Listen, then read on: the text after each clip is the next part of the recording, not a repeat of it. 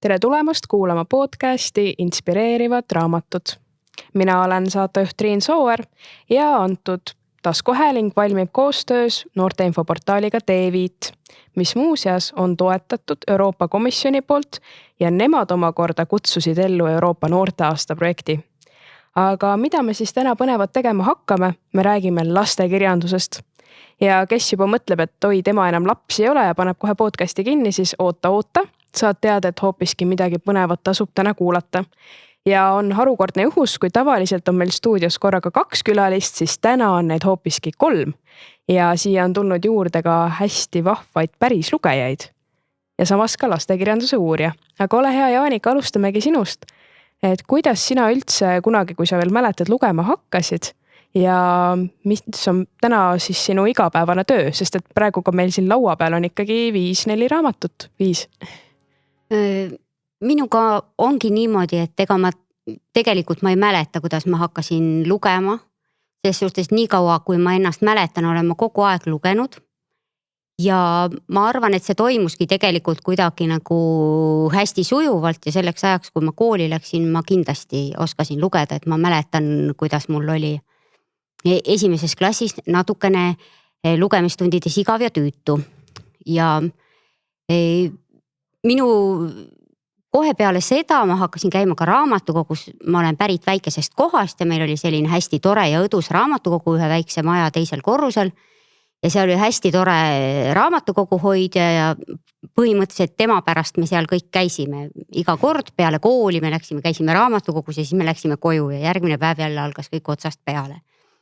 Et kui nüüd mõelda, et millised raamatud mulle lapsena meeldisid, siis võib-olla oligi neid 3 tüüpi. Et esimesed raamatud olid sellised, mis rääkisid loomadest. Ma igatsesin endale väga kaua aega koera ja mu vanemad ei lubanud seda võtta ja siis ma olin ära lugenud kõik meie raamatukogus asetsevad koera raamatud. Et seda ma hästi selgelt mäletan. Ja teine asi, mis mulle väga meeldis, oli luule. Et mind väga köitsid Leelo Tungla luuletused ja Viivi Luige luuletused ja Hando Runneli luuletused. Et see oli nagu selline teine võib-olla grupp, mis mulle meeldis. Ja siis väga meeldisid mulle sellised lood, mis julgustasid elama. Nagu milles oli natuke sellised muinasjutulisi elemente, aga milles siis peategelane kõik ohud võitis ja lõpuks õnnelikuks sai. Et sellised raamatud nagu, aga nendel oli nagu realistlik alge ikkagi, et nagu näiteks Kadri või muud sellised teosed, et milles olid nagu lapsed õnnetutes oludes, aga nad ikkagi kuhugi jõudsid välja. Et sellised on võib-olla minu sellised esimesed mälestused kokkupuutetest lastekirjandusega. Aga nüüd, kui ma töötan lastekirjanduse uurijana ja ma mõtlen, et kõige suurem paus lasteraamatute lugemises oli võib-olla paar aastat, kui ma käisin ülikoolis ja lastekirjandusega ei tegelenud, aga praktiliselt ülejäänud elu olen ma kogu aeg lasteraamatuid lugenud. Väga äge ja hästi põnev amet, et kui keegi mõtleb ka oma unistuste töö peale, siis see kõlab päris hästi. Jah, see kõlab tõesti unistuste ametina. Selles suhtes, et mis saab olla parem, kui päev läbi lasteraamatuid lugeda ja siis, kui sa need ära oled lugenud, siis nendest teistele inimestele rääkida, et ma ei saa kurta, jah. Ei saa, siis on hästi. Aulis, sina käid 4. klassis, 6. klassis. Super. Vahel juhtub niimoodi, et vanused lähevad kuidagi meelest, aga 6. klassiga on kuidagi juba selline lugu, et teil on hästi palju kohustuslikku kirjandust ja kõike muud sellist, aga ometi, kui ma raamatukogu hoidja poole pöördusin, siis tema soovitas sind. Et kuidas sul selle lugemisega siis on? Ma alustasin lugemast siis, kui mul oli üks päev igav ja võtsin kätte raamatu ning hakkasin seda lugema. Üks neist on siiamaani mu lemmikraamat. Ja mind ilmselt soovitati sellepärast, et ma olen 5. klassis saati seal vabatahtlik olnud. Ma mäletan, üks klassikaaslane soovitas, et ma tuleksin sinna, kuna meil oli koolis kohustuslik vabatahtlik tegevus. Nii et siis ma hakkasin seal käima, siis ma hakkasin veel rohkem käima ja veel rohkem käima. Kuigi nüüd 6. klassis olen natuke jälle vähem käinud, et seal olen keskendunud lihtsalt puhkamisele ja õppimisele. Sul on kaasas ka 3 hästi põnevat raamatut. et miks sa need täna otsustasid just kaasa võtta? no ma arvan, et olen otsustanud neid kaasa võtta, kuna need on tõesti mind nende sisse nagu võtnud, et nii põnevad. Et minu kõige lemmikum raamat on siis Vahva hiir Mattias, Brian Jacquesi poolt. Ta on, kuigi see raamat on juba 2000 enda, Ei ole hullu. 2000, siis see on ikka, kui ma olen seda lugenud, see on nii põnev ja kohe tirib mind endasse, võiks seda lõputult lugeda. Siis teisel kohal on mul Emil ja detektiivid. See on selline põnev detektiivi raamat, mis jällegi võtab täiega endasse, kui seda lugeda. Ma ei kujuta ette, kui palju kordi ma olen seda juba läbi lugenud. See põhimõtteliselt räägib ühest poisist, kellel ka juhtub üks väike õnnetus. Ja siis kolmandaks ma olen valinud Kevade, Oskar Lutsu Kevade. Olen päris kindel, et paljud on seda juba lugenud, aga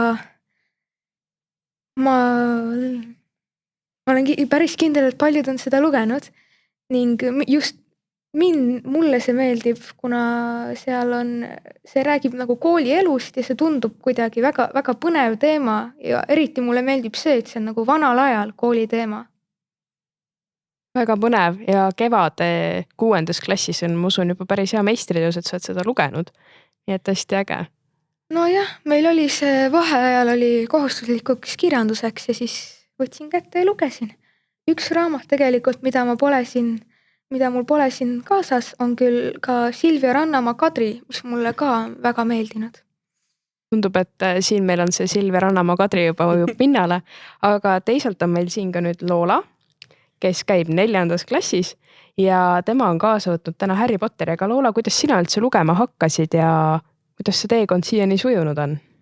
No kindlasti aitasid kaasa nagu need, et ma lihtsalt nagu mul on kodus nagu väga palju raamatuid ja ma arvan, ma alustasin nagu koomiksitest, sest seal on esiteks vähe teksti ja palju pilte ja siis nagu need saab kiiresti läbi loetud ja siis nagu on see edu elamus, et ma sain nagu mingi selle nagu läbi, siin on tekst, aga ma loen veel. No siis ma hakkasingi nagu koomiksid, mul on terve see koomiksi kogu sari, no selle Disney.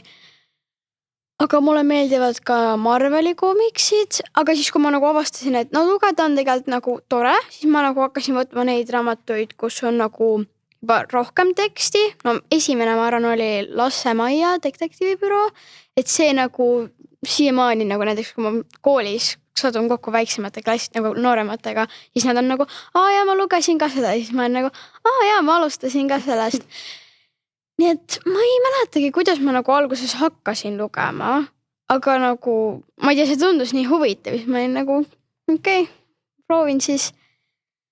No, siis kuna ma võtsin Harry Potteri, kuna see on nagu, kõige lemmikam raamat mul ja mul on nagu need mitu korda läbi loetud ja osad mu klassikaaslased on nagu sa oled sellega täielikult nagu väga nagu mitte sõltuvuses, aga nagu väga, mul on nagu väga paljud asjad Harry Potterist ja nagu mulle väga meeldib see, ma olen kõik need 7 raamatut mingi mitu korda läbi lugenud, sest see on lihtsalt nii nagu maagiline ja nagu iga kord, kui ma seda uuesti loen, siis nagu mul ei ole eriti hea mälu, siis ma alati unustan ära, mis seal toimub ja siis kui uuesti loen, nagu see juhtus ka.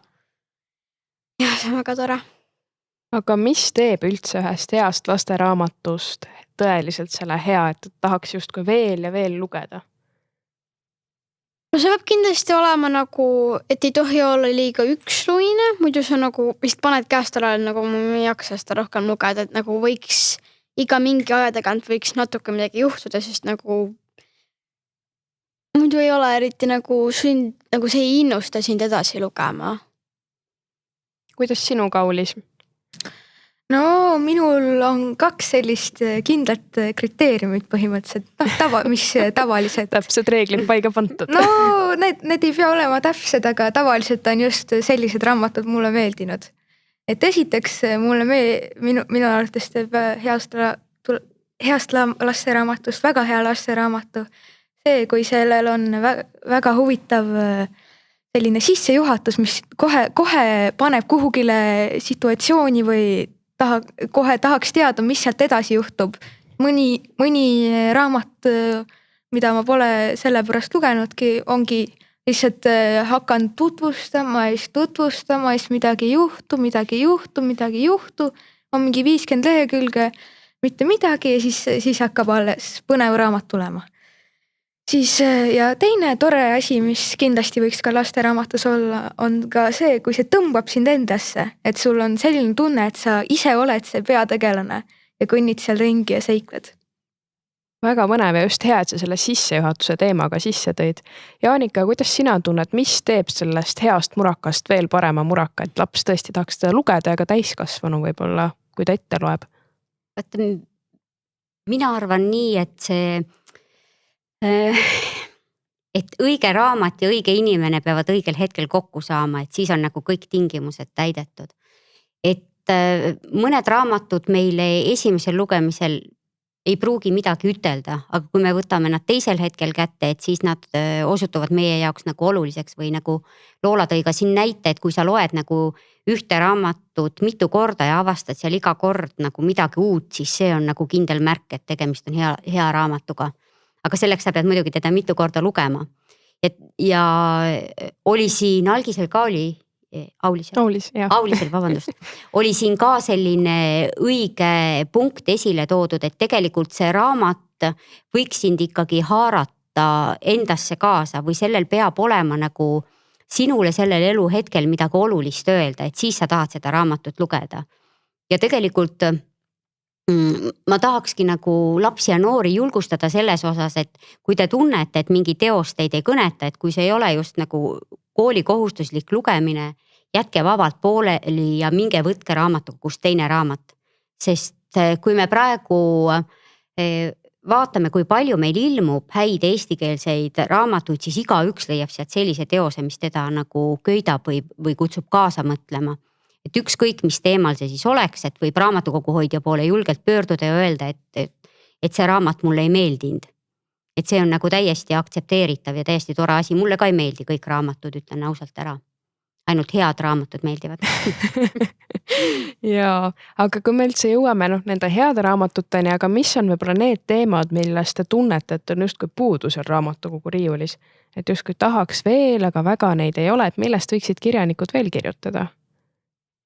No ma arvan, et ma ei olegi eriti leidnud puudust, aga sest kui minna raamatukogusse, seal on nii palju raamatuid, et võid leida ükskõik mida sealt. Kuigi ma juba ütlesin ka, et soovitaks, et oleks nagu kohe mingi action hakkaks käima sissejuhatuses. See tõmbaks minu arvates kohe lugema ja siis loeks raamatu lõpuni, siis vaataks, juba läbi. Niimoodi vupsti, saigi läbi. Loola, kuidas sinuga? Ma arvan, et võiks rohkem lasteraamatuid. Ma tean, et nagu noorteraamatuid osakonnas ma olen neid leidnud, aga nagu mis praegu on või nagu üldse lasteraamatus on rohkem fantaasiad, nagu see ongi loogiline, aga vahest ma nagu tahaks pigem lugeda nagu just nagu päris elust, aga nagu midagi, ma ei tea mingi kooli kiusamisest või nagu päris elu probleemidest. Nagu noorteraamatuid, neid on ikka päris palju, aga nagu lasteraamatuid ma ei ole eriti selliseid leidnud. Nagu tavaliselt on mingi nagu fantaasia, aga need mulle meeldivad ka, aga nagu mul on selline tunne, et neid ei ole lihtsalt piisavalt. Et selles suhtes on tõesti, Loola, sul on täitsa õige see punkt, et tegelikult mina, kes ma näen võib-olla seda üldpilti natukene paremini, võin kindlasti öelda, et neid realistlikke päriselu lugusid, mis praeguses Eestis toimuvad, neid on hirmus vähe. Eriti sellele vanusele, mis oleks nagu suuremad sealt 4. klassist edasi, 4., 5., 6. Pluss siis 7. ka veel edasi, et nendele lastele ja noortele võiks kindlasti olla sellised päriselu lugusid rohkem ja võiks olla ka rohkem lugusid, kus tegutsevad poisid. Üsna paljud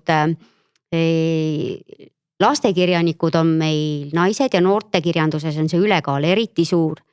ja nemad paraku tunnevad paremini just nagu tüdrukute elu ja siis tüdrukutele veel on nagu raamatuid, aga poisid on võib-olla selles osas natukene jäänud vaeslapse ossa, et nendel on siis tõesti vahepeal võimalik ainult lugeda neid fantaasiaraamatuid sealt edasi.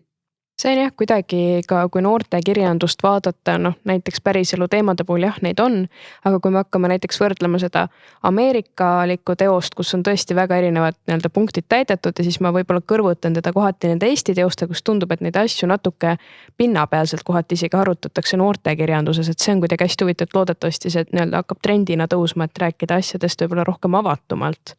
Sest nagu ja tavaliselt ei ole nagu noorte kirjandus praegu nagu seal, kui ma vaatan ringi, on nagu ongi olemas nagu Ameerikas mingi nagu on või nagu ongi sellised, nagu ma mõtlen, et meil küll seda nagu koolis ei ole või nagu see on, tahaks nagu rohkem, et meil ole, et nagu mis ma nagu seostuks endaga, mitte nagu mis hea nagu Ameerika või nagu need on ka head raamatud, aga lihtsalt nagu nagu ma ei seosta ennast nendega, sest nagu see, need ei ole nagu minu kooli moodi või nagu jah. Nad jäävad natukene kaugeks, eks ole, just nagu selle kultuuri ja kõige muu kombestiku pärast, mis seal Ameerika koolis on, et tegelikult meie koolis käivad asjad ikka natukene teistmoodi ja kui sa tahad nagu hästi sisse elada, siis oleks teinekord abiks, kui keegi kohalik autor, kes hästi tunneb, kuidas asjad meie koolis käivad, et ta siis kirjutaks sellest niimoodi. See Kadri Hinrikuse Elevant hiljuti tuli, et see muidugi käsitleb selliseid olulisi teemasid ja võib-olla sügavamalt, et sobib ka niisugusel 4., 5., 6. klassi lapsele veel vabalt lugeda. Ja kui sa nüüd seda välja tood, siis ma tegelikult ka ütleks, et tõesti on neid nagu igapäevaelu raamatuid on natuke vähe ja just nagu sellisest lapse silmadest või noore silmadest. Neid võikski minu arvates rohkem olla. Ja, et siin on niimoodi, et meil tõlkeraamatuid veel võib-olla on, aga just neid Eesti autorite päris oma lugusid tahaks rohkem, et kui kirjanikud nüüd kuulavad, siis hakkavad usinalt kirjutama kindlasti kohe. Täpselt, nüüd on teema vähemalt teada, et ei pea loomekriisis vaevlema. Aga Jaanika küsikski ära võib-olla millega siis Eesti Lastekirjanduse Keskus tegeleb ja sina siis seal nii-öelda lastekirjanduse uurin, et mida see tööga enda sõlmab, et kui me siin puudutasime erinevaid juba lastekirjanduse nurki, et te ju tegelikult kõik selle info koondate kokku. Jaa, see ongi nagu Lastekirjanduse Keskus mõnes mõttes maailmas hästi haruldane asutus, sellepärast et me pole kohanud veel maad, kus oleks kokku koondatud nii suur osa erinevaid asju, et meie ülesanne on siis korjata kokku kõik Eesti keeles ilmuvad laste ja noorte raamatud. Me kogume need enda juurde kokku, laenutame lastele välja, teeme nendest raamatutest siis ülevaateid, räägime raamatukogu hoidjatele, õpetajatele, lastele, kes meil kutsuvad seda rääkima. Siis samas me ka tutvustame meie lasteraamatuid välismaale. Näiteks, et me käime raamatumessidel, räägime Eesti lasteraamatutest ja siis kui sealsed kirjastused otsustavad kedagi tõlkida, siis oleme väga rõõmsad. Ja siis me tegeleme ka lastekirjanduse uurimisega, mis siis on võib-olla ja teabe jagamisega, et kui keegi meie käest küsib, et mis oli see raamat, mis ilmus 60ndatel aastatel ja selle kaane peal oli üks roheliste pükstega poiss, siis me püüame seal omakeskis kõik välja mõelda, et mis see selline raamat oli, et natukene nagu selline detektiivitöö. Aga teiselt poolt siis ka me avaldame lasteraamatutest näiteks kirjanduse aastaülevaate võib-olla lihtsamalt. Meil on lastekirjanduse ajakiri Nukits, mis ilmub meil 1 kord aastas ja kus on lastekirjanduse uurimuslikud kirjutised, mida siis täiskasvanud kirjutavad. Ja siis oleme me välja andnud ka lastekirjanduse sõnastiku ja kuldvara ja ajaloolise ülevaate. Et me tegeleme sellises mitmes erinevas liinis, mis siis kõik nagu lastekirjanduse juurde kokku jooksevad. Ja kui nagu püüda hästi lihtsalt seletada, et mis siis minu töö konkreetselt on, siis minu ülesanne ongi lugeda raamatuid ja nendest siis kirjutada ja rääkida teistele inimestele. Hästi hea lühike kokkuvõte niivõrd põneva töö puhul, et kui te nüüd Aulis ja Loola kuulasite, siis kas teid ennast võiks ka kunagi selline töö kõnetada või kuidas see üldse tundub, et ainult saadki päev läbi lugeda, kirjutada, arvamust avaldada justkui? No tundub päris põnev, aga võib-olla mulle endale meeldiks rohkem nagu olla kirjanik, aga nagu ma olen varem ka nagu ma tean, et selline koht on olemas, siis ma olen mõelnud, et see oleks päris huvitav töö. Kusjuures ma unustasin ühe asja nüüd rääkida, et tegelikult meil on ju huviringid ja erinevad üritused ka, mis me korraldame lastele, et lapsed saavad ju valida ka parimat kirjanikku iga 2 aasta tagant ja osaleda seal erinevatel võistlustel, et kui teid praegu just huvitab, siis hetkel on meil käimas just raamatuarvustuste kirjutamise võistlus Kapsas, mille kohta te võite Lastekirjanduse Keskuse kodulehelt siis uurida ja igaüks jõuab veel siis oma arvustuse teele panna, et 15. november on tähtaeg, et kelle siin Harry Potter või mingi muu raamat siis Harry Potterist ei saa, aga mõnest värskemast raamatust, mis viimasel 2 aastal on ilmunud, et selle kohta võib vabalt kirjutada. Nii et kirjutage Kapsasse nendest raamatutest, mis veel kapsad ei ole.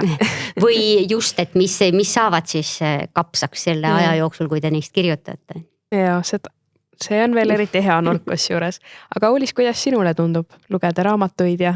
No mina arvaks, et see töö oleks väga põnev minu jaoks. Mulle endale meeldib lugeda ja mu ise olen märganud, et ma just ei loe nii tihti sellepärast, et on just teised asjad ees. Et küll on kool, küll on mingi muu asi, küll on mingi üritus ja siis jõuad väsinud koju ja siis pead jälle kodutöid tegema hakkama. Et ei jätkugi aega lugemiseks, aga see tundub väga, väga tore töökoht minu arvates. Ja, see on väga tore töökoht. Järelkasvu aina tuleb. Aga võib-olla Jaanika küsiksin sinult veel sellist huvitavat asja, et kui nüüd keegi, kes kuulab, mõtleb, et võiks ka laste raamatu kirjutada, et just kui kohati mingi periood tundus, et neid Eesti autorid tuli nagu seeni peale vihma, et mis on võib-olla vahe sellise kodukootud lastekirjanduse ja päris üks nii-öelda võib-olla juba trüki variandi vahel? Ei, siin ongi nüüd väga erinevaid variante ja algajad kirjanikud ka on tegelikult öelnud, et kõige parem variant, kui sa tahad lasteraamatut avaldada, on osaleda mõnel lasteraamatu konkursil. Ehk siis meil on praegu keskuses 3 konkurssi, meil on Põlvepiku raamatu konkurss, mis on mõeldud siis pildiraamatute autoritele.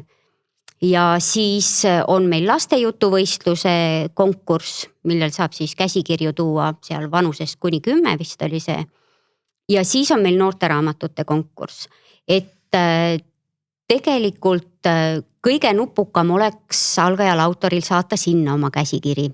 Ja siis vaadata, mida žürii arvab nendest asjadest ja kas te jäite kellelegi silma või ei jäänud. Teine variant on see, et kui sa oled juba mingi käsikirja valmis teinud, siis anna seda lugeda mõnele inimesele, kes ei ole sinu hea sõber. Et see on alati nagu soovitus, et hea sõber ikka ütleb, et oi jah, et päris tubli ja vaata, kui hästi sa siin oled teinud. Aga vahepeal oleks noorele autorile just vaja natukene nagu juhtnööre anda, et kuidas siit nagu paremini edasi minna. Ja kirjastustele soovitan ikkagi saata päris kirjastustele, kes on mainekad, mitte sellised väiksed ja nurgatagused, et Viige tänapäeva või Pegasusse või Varrakusse või mõnda teise suurde kirjastuse koolipriisse. Ja küsige nende käest nõu, et mida ma saaksin teha, et seal oleks parem, et toimetajad on küllalt asjalikud, et neid tasub nagu usaldada selles osas.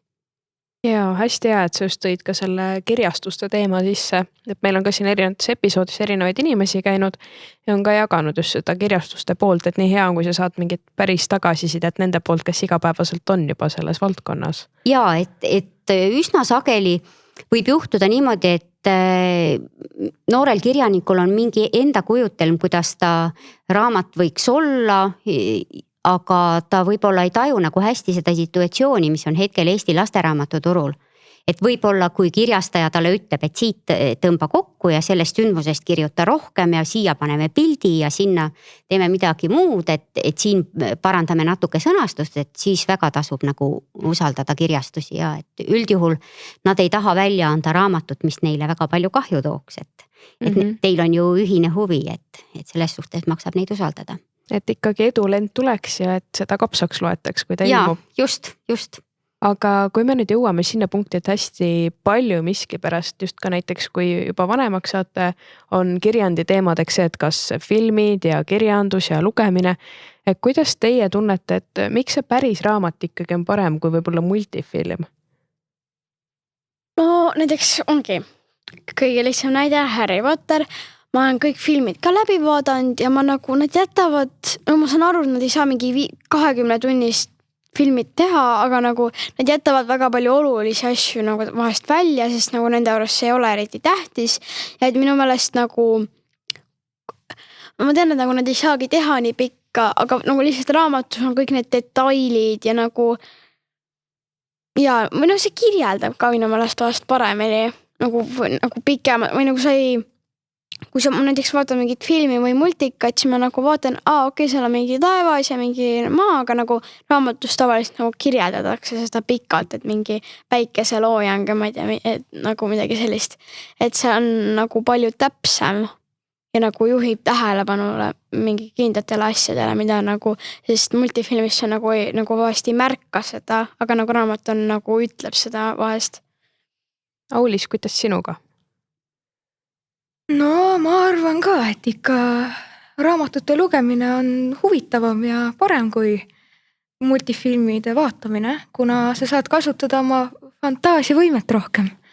Näiteks kui filmis on lihtsalt pilt ees ja sa vaatad seda, sa ei saa midagi juurde mõelda, et võiks nii olla, võiks naa olla. Iseenesest ju võiks, aga raamatuga on niimoodi teha parem. Saad lugeda, on kirjas mingi roosakas kollane taevas kuskil helesinisel taustal ja all on sillerdab meri. Siis ma arvan, et siis sa saad seda ette kujutada ja mõelda, et kuidas see võiks välja näha, ja millises varjundis see võiks olla. Ja kui ma olin nagu, mäletan, kui ma esimest korda lugesin nagu vist Harry Potteri 3. osa, siis ma nagu, mul oli enda nagu ettekujutus mingitest tegelastest. Ja siis ma vaatasin filmi nagu, ta ei näe üldse selline välja.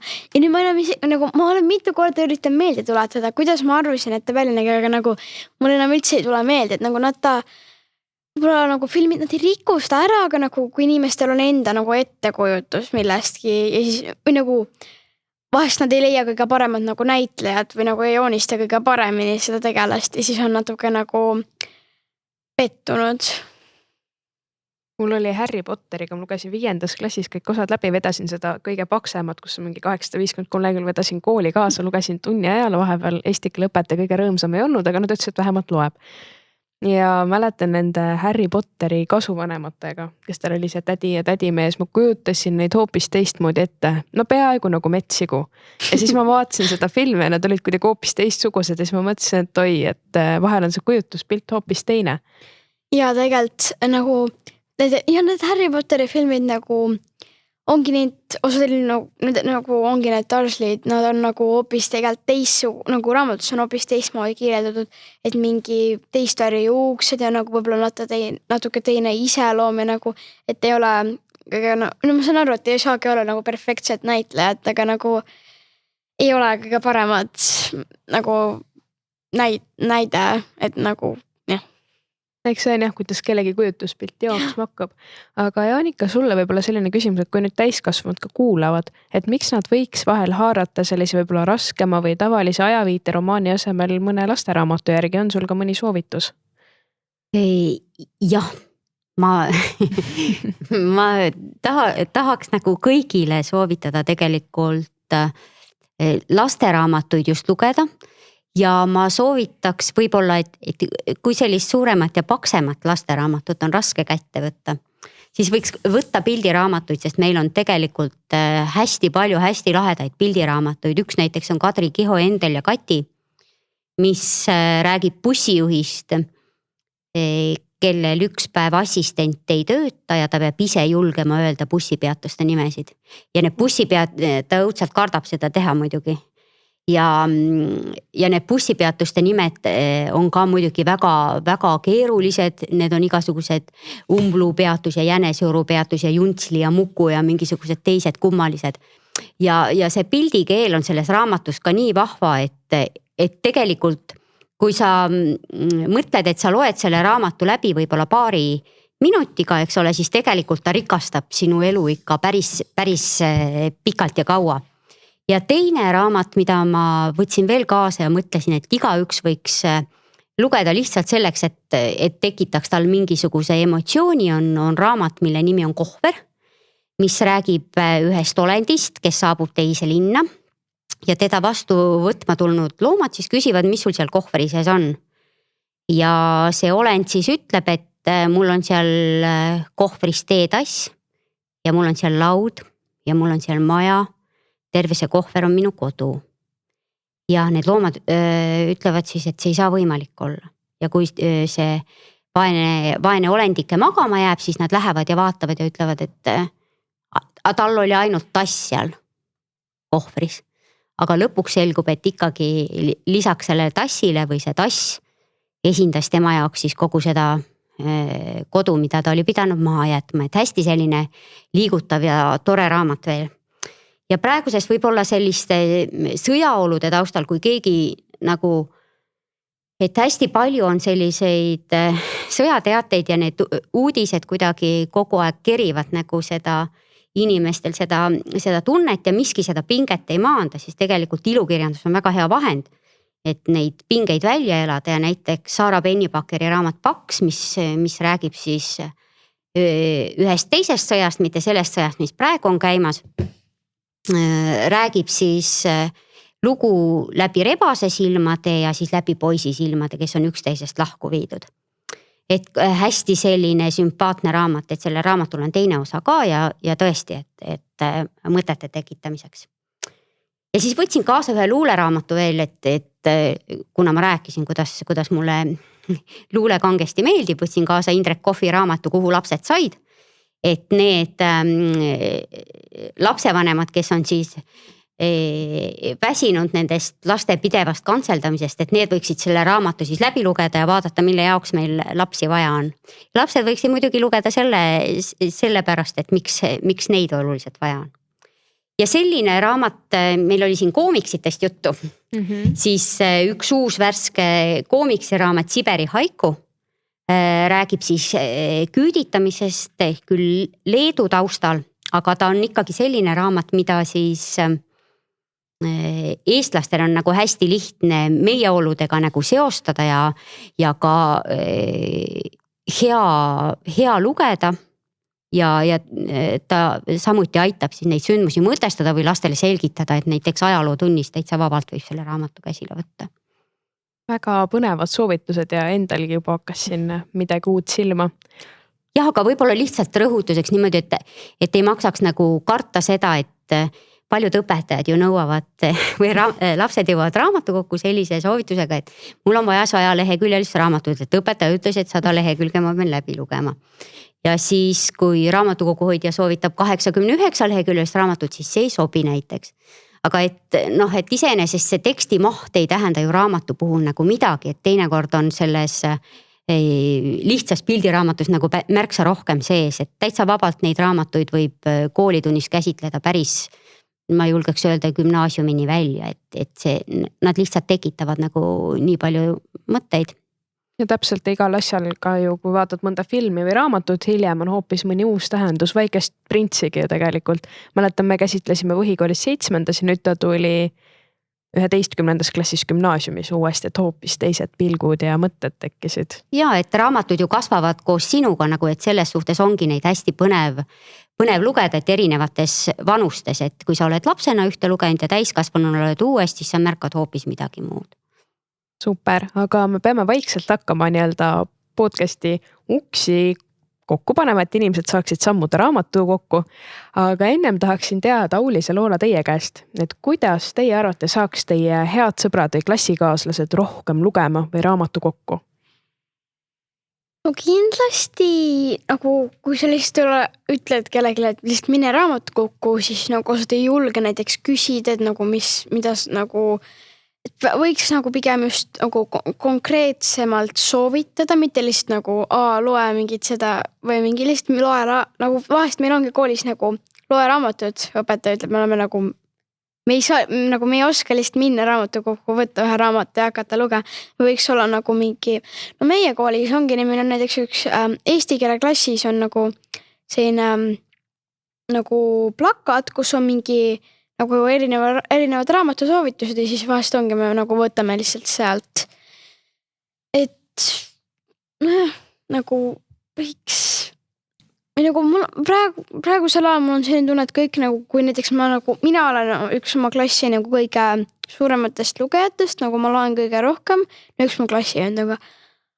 Aga nagu kõik on nagu, praegusel ajal on selline, et kui ma ütlen kellelegi, ma loen palju, nad on nagu, siis sa nagu oled mingi nohik või midagi, et nagu see, et sa loed raamatuid ei tähenda, et sa oled nagu mingi, et nagu, et ma ei tea, nagu see lihtsalt on nagu osa mu elust või nagu see ei ole, ma ei nagu, see on kuidagi nii nagu loomulik, et ma loen raamatud, nagu ma ei mõtle sellega, et ma mingi üritan mingi hästi tark olla või midagi, ma lihtsalt nagu, see on huvitav ja nagu ajaviide ja kui mul on iga, ma võtan raamatu kätte, hakkan lugema.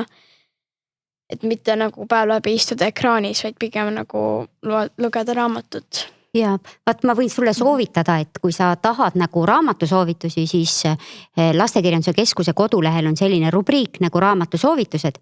Sealt sa saad vanuse järgi otsida endale ka nagu raamatuid. Ja sinna pannakse nagu värsked raamatud, niipea kui need meile saabuvad, siis sealt võid leida natukene nõu, kui sind huvitab. Ja muidugi raamatukogu hoidjate käest ikkagi tegelikult ei maksa neid karta, et nad on, ma ei ole näinud ühtegi kurja raamatukogu hoidjat. Nad on nii toredad kuidagi alati.